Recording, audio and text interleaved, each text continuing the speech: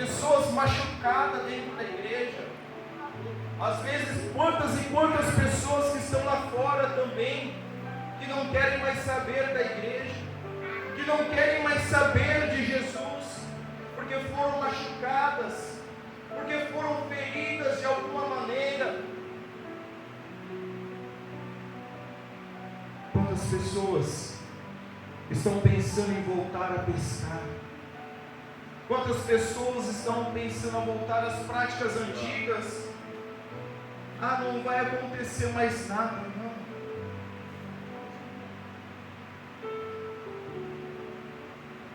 Ah, está doendo, mas se eu voltar a fazer o que eu fazia, vai passar. Quantas pessoas já não estão vendo Jesus da mesma forma que vivia no princípio? Quando os nossos irmãos adoraram a Deus, os meus olhos correram as lágrimas, porque muitos de nós, às vezes, nós estamos orando para nós sermos batizados, para que Deus usasse cada um de nós a ser curados, a buscar mais almas. Mas hoje a oração da igreja, irmão, vai doer, mas espero que vai sarar também. Senhor, abre as portas financeiras.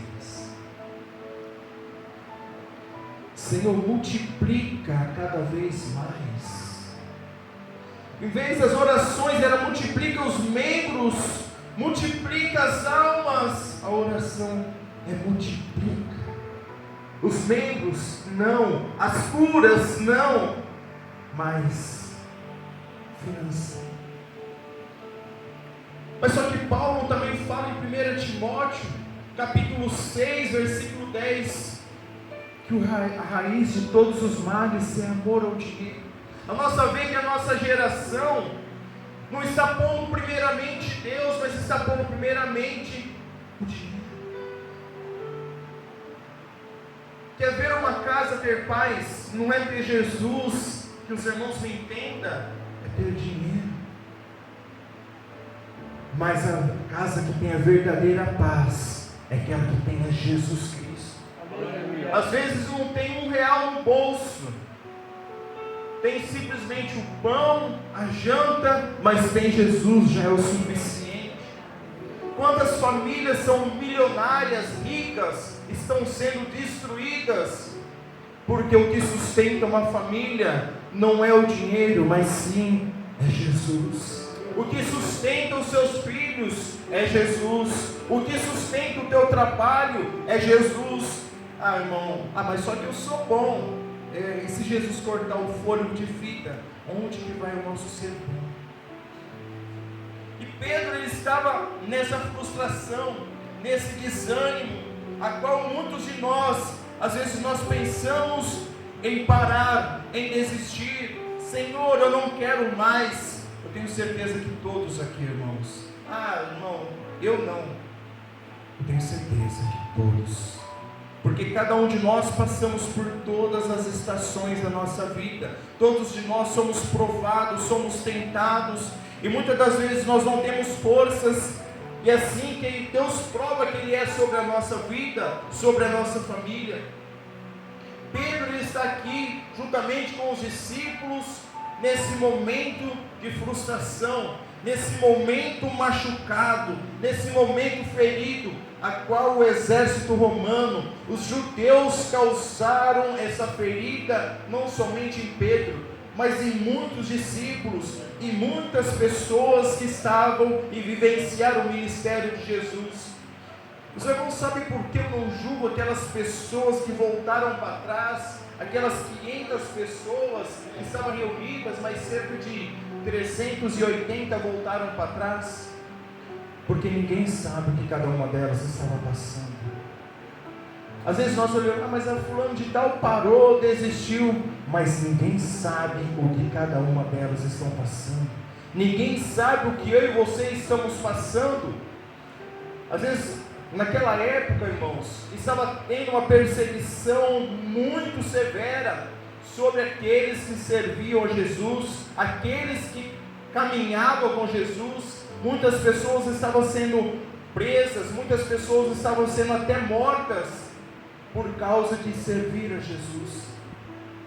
Então eu não julgo muitas pessoas que param, que desistem, abandonaram a fé, mas ninguém sabe o que ela passou.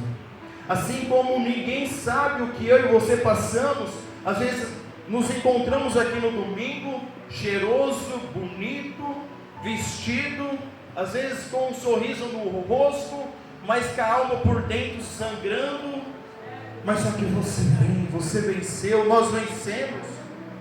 Mas só que ninguém sabe o que está no interior, o que está na nossa mente, no nosso coração. E é por isso que nós estamos aqui para adorar e exaltar o nome do nosso Deus, por mais que ninguém saiba o meu e o seu sofrimento. Aquele que está sentado no alto trono, Ele sabe e conhece o meu e o seu pensamento, e também o meu e o seu sofrimento.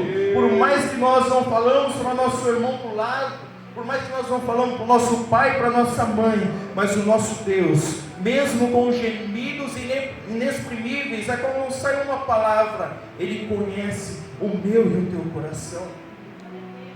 E o grande problema da igreja hoje é exatamente esse ponto que nós estamos lendo, ou que nós lemos nessa noite.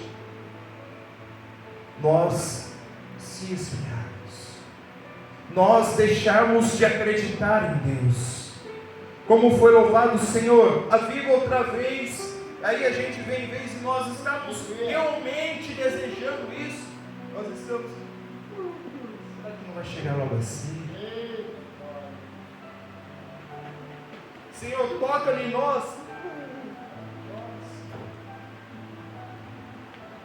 O que vai acontecer com a nossa geração?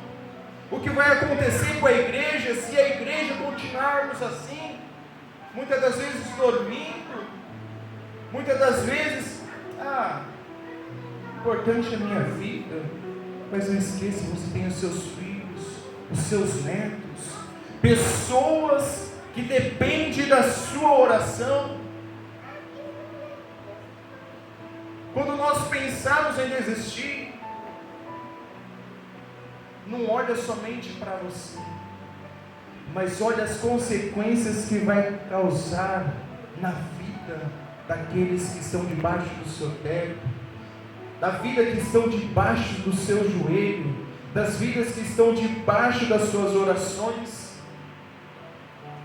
Porque muitas das vezes a gente vê um momento, assim como Pedro, ele estava vendo um momento, mas ele não sabia o que Deus tinha para ele lá na frente. Quando Jesus encontra com ele, fala: você me ama, Pedro?